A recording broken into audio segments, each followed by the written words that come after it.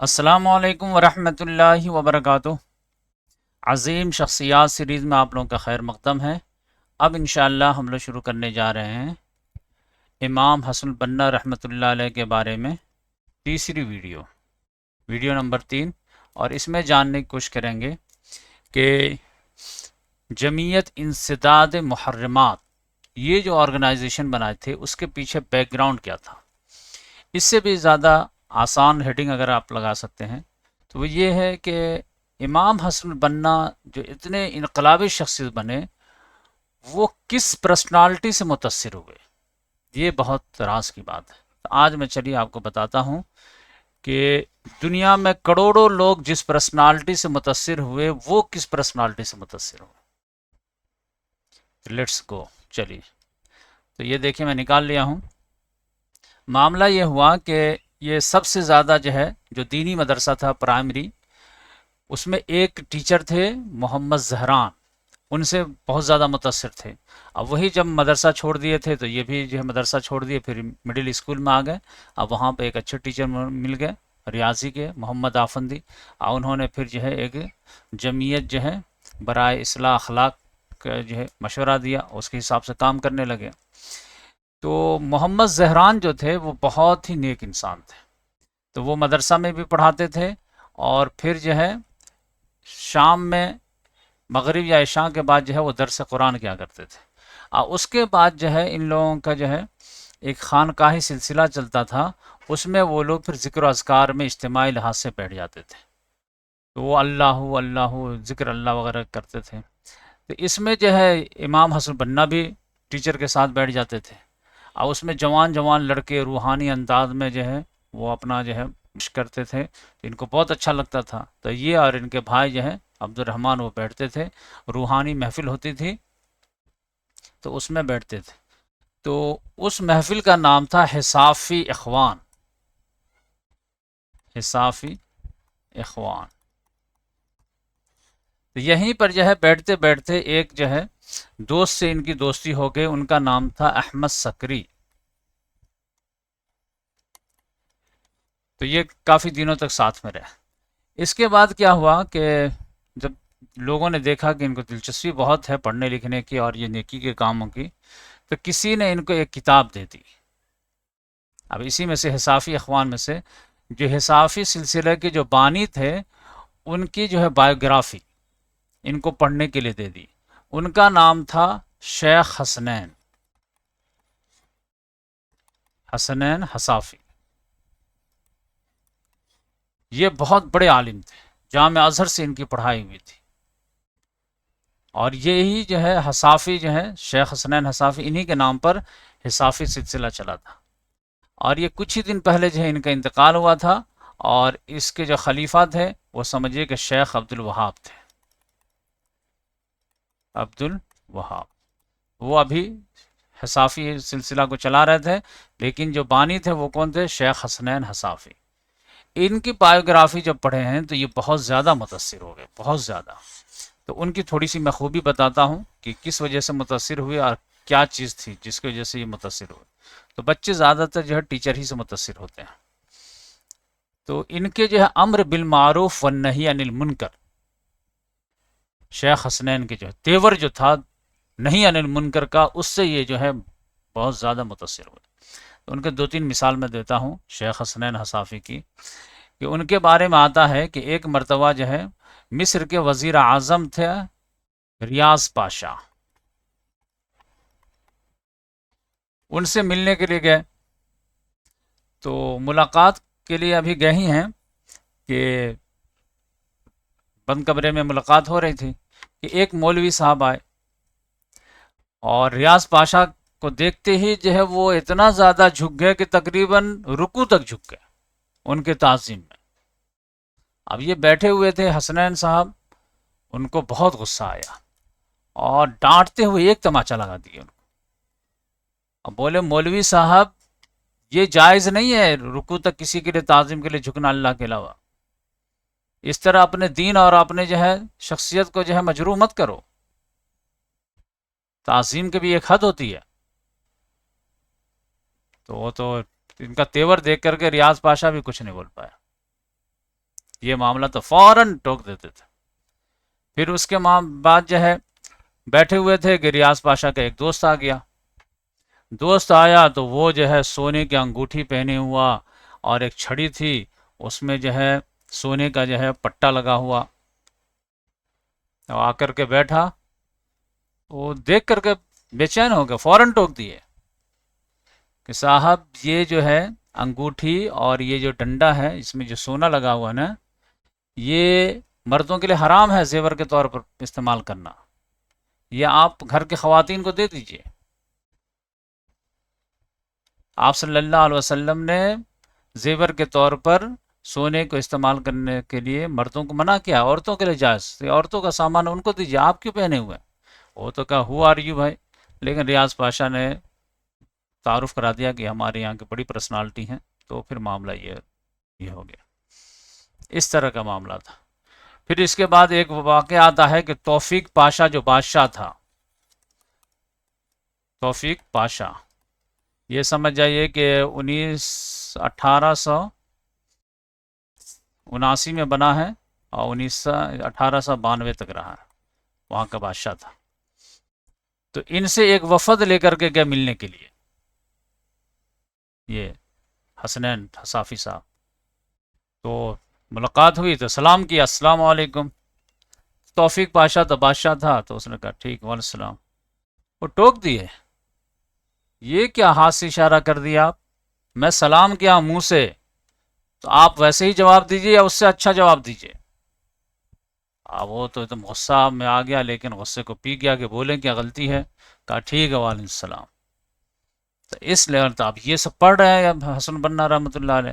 اسی طرح ایک واقعہ آتا ہے کہ محمودیہ میں ہی جو ہے، جس گاؤں میں یہ تھے، وہاں کی ایک بڑی شخصیت تھی، معزز شخصیت، وہاں سمجھے کہ دعوت وغیرہ تھی یا کیا تھی، تو وہاں جو ہے یہ لوگ گئے تھے، اور اس شخصیت کا نام سمجھیے کہ سید احمد تھا، سید ابو الحسن، سید ابو سید حسن، سید ابو حسن یا کچھ نام تھا ایسے ہی، احسن نہیں، حسن، ٹھیک ہے۔ تو کھانے وغیرہ کا انتظام تھا، تو ایک جو ہے خادمہ آئی لڑکی، اب وہ کھانا لگا رہی تھی، لیکن یہ تھا کہ اس کا بال کھلا ہوا، سلیو لیس جو ہے قمیض پہنے ہوئی، انہوں نے فوراً منع کر دیا کہ میں یہ کھانا نہیں کھاؤں گا۔ اور پھر سید ابو حسن جو ہے کافی بڑی شخصیت پرسنالٹی محمودیہ کے، ان کو بولے کہ یہ جائز نہیں ہے کہ اس طرح کی جوان لڑکی جو ہے وہ سلیو لیس رہے، بال کھلا رہے، اب محفل میں آ جائے، گرچہ وہ خادمہ ہی ہو، کیوں نہیں؟ تو پھر وہ گئی اور پھر جو ہے ڈریس چینج کر کے آئی، تو پھر جو ہے وہ سمجھے کہ کھانے کے لیے تیار ہوئے اس لحاظ سے۔ تو یہ سمجھ جائیے کہ وہ شیخ حصافی اخوان کے جو سلسلے کے بانی تھے سید حسنین، تو ان سے یہ بہت زیادہ متاثر ہوئے۔ آپ کتاب بایوگرافی پڑھ لیے، اس کے بعد یہ بالکل چارج ہو گئے، اب یہ دماغ میں ٹھان لیے۔ تو بھائی کے پاس آئے ایک دن، عبد الرحمن کے پاس، جو چھوٹا بھائی تھا، 2 سال چھوٹا تھا ان سے، ان کو بولے کہ سورہ آل عمران کا مطالعہ کیے ہیں نا ہم لوگ؟ کہا ہاں ہم لوگ کیے ہیں ساتھ میں۔ تو اس میں آیت نہیں پڑھے، ایک آیت نمبر 104، کیا ہے آیت؟ وَلْتَكُمْ مِنْكُمْ أُمَّةٌ يَدْعُونَ إِلَى الْخَيْرِ وَيَأْمُرُونَ بِالْمَعْرُوفِ وَيَنْهَوْنَ عَنِ الْمُنكَرِ وَأُولَٰئِكَ هُمُ الْمُفْلِحُونَ، تم میں سے ایک امت ضرور ایسی ہونی چاہیے جو معروف کا حکم دے، منکر سے روکے۔ کہا ہاں، تو اس پہ عمل کب کرو گے؟ کہ عمل کیسے کرے؟ تو کہ چلو جمعیت بناتے ہیں، کیونکہ ایک امت بنانے کی بات ہے۔ تو اب یہ سمجھے کہ لڑکپن عمر ہے، اور دونوں بھائی دعوت دیے دوستوں کو، اپنی ہی عمر کے لڑکوں کو، اب بولے کہ آؤ ہمارے یہاں، اور پھر میٹنگ بیٹھی، تو چھوٹے موٹے سارے بچے آ گئے تھے، یہ لوگ تو سمجھ جائیے کہ 12 13 14 سال کے تھے، لیکن اور چھوٹے چھوٹے بچے بھی آ گئے۔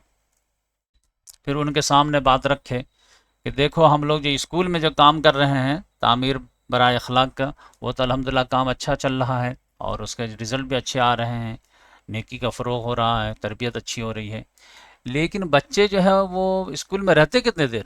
مشکل سے 5 گھنٹہ 6 گھنٹہ، لیکن 18 20 گھنٹہ تو باہر رہتے ہیں، معاشرے میں رہتے ہیں، اب معاشرے میں اسکول سے زیادہ برائی ہے، یہاں پہ تو کوئی کسی کو مار رہا ہے، کوئی کسی کو گالی دے رہا ہے، کسی کو غیبت کر رہا ہے، کچھ بھی کر رہا، تو یہاں تو کوئی یہ معاملہ ہی نہیں ہے. تو بچہ جو ہے 5 گھنٹے میں جو اثر لے گا وہ 20 گھنٹے میں تو زائل ہو جائے گا، تو پھر فائدہ کیا ہے؟ تو پھر کیا کہنا چاہتے ہیں؟ تو معاشرے کی بھی اصلاح کے لیے کچھ کرنا چاہیے ہم لوگوں کو. ہم لوگ بچے، ہم لوگ کیا کر سکتے ہیں؟ ہم لوگ کیا کر سکتے ہیں؟ ہم لوگوں کو جو ہے جہاد کرنا چاہیے. ارے کس کے خلاف جہاد کریں گے؟ یہاں تو سب مسلمان ہیں. ارے برائی کے خلاف جہاد کرنا چاہیے. اتنے چھوٹے چھوٹے بچے تھے کہ اس میں کوئی کہہ رہا تھا کہ ہم بھی ایک جہاز لے لیں گے، اور جہاد کو جہاز سمجھ رہے تھے. تو دوسرا بچہ جو ہے کہنے لگا کہ اگر تم جہاز آگے تو ہم کو بھی سوار کر لینا. اس طرح کی بھی باتیں ہونے لگی. تو پھر یہ ہے کہ انہوں نے کہا کہ جو ہے ہم لوگوں کو اس کے خلاف جہاد کرنا چاہیے. لیکن لوگوں نے کہا، چھوٹے بچوں نے کہ ہم لوگ تو بچے ہیں، تو بڑوں کا کام ہے. کہا نہیں، بچے بھی نیکی کا کام کرتے ہیں. علی رضی اللہ تعالیٰ نے جب ایمان لائے تھے تو کتنے سال کے تھے؟ 11 سال کے تھے. پھر ابو جہل جو دشمن اسلام ہے، اس امت کا فرعون، اس کو جب جنگ بدر میں شہید کیا تو کس نے شہید کیا ہے؟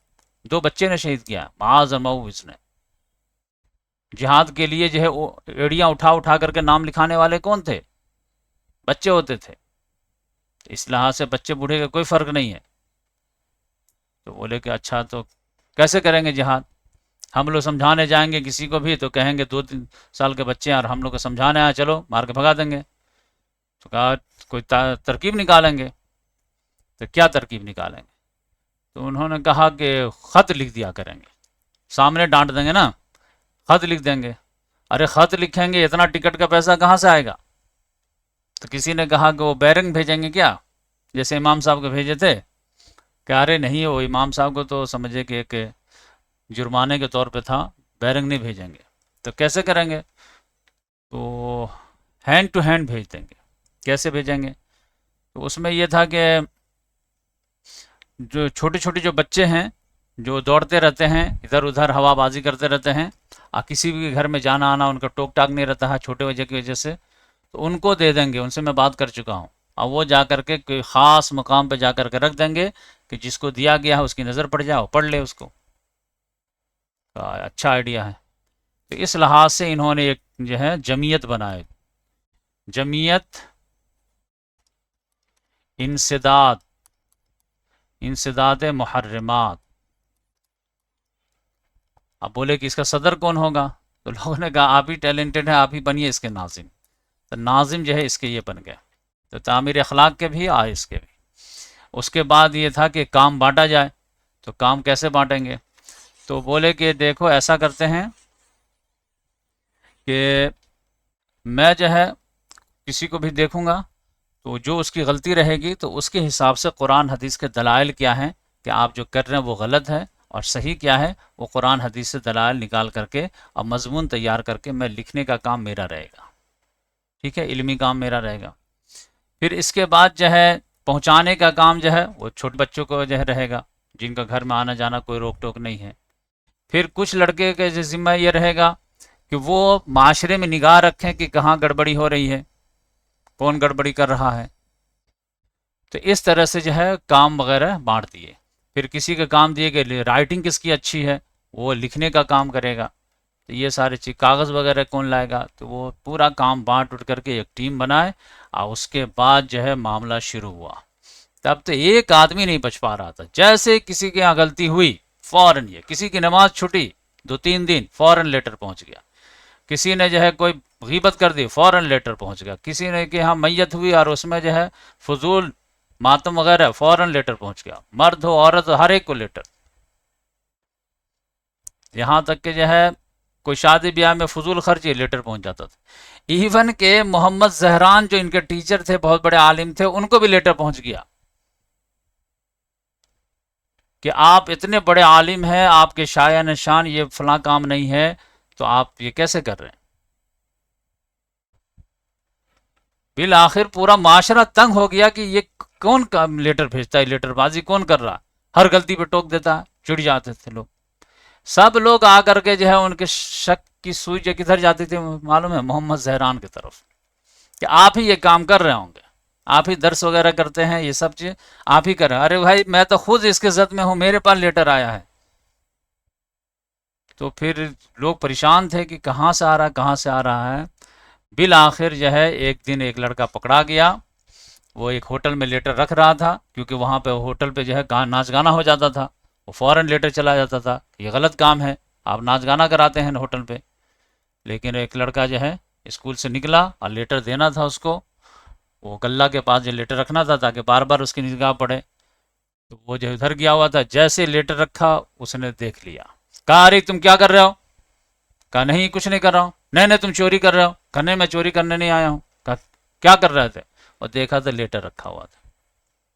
تو فوراً جب کھولا تو دیکھا اس میں اس کو تاکید تھی. تو وہاں سے جو ہے راز فاش ہو گیا، اس کو مارا پیٹا تو اس نے سارے کا نام، پوری ٹیم ہی کا نام بدل. تو یہ سمجھیے کہ انسداد محرمات والا جو معاملہ چیپٹر کلوز ہو گیا، کہ بھائی راز ہی کھل گیا ہے. تو حضرت بننا رحمۃ اللہ نے کہا ٹھیک ہے نیکسٹ ٹرائی کریں گے، کوئی دوسرا آئیڈیا لائیں گے، لیکن کام تو نہیں چھوڑنا ہے.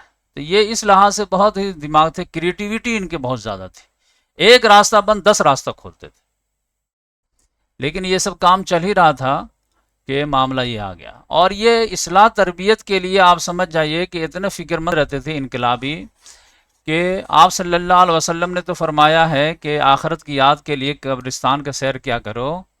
یہ تو قبر میں لیٹ جاتے تھے بچپن میں، سارے ساتھیوں کو لے کے چلے جاتے تھے، تعمیر اخلاق والے انسداد محرمات والوں کو لے کے، اور کہتے تھے چلو قبرستان، اور ایک دو بزرگ کو لے لیتے تھے.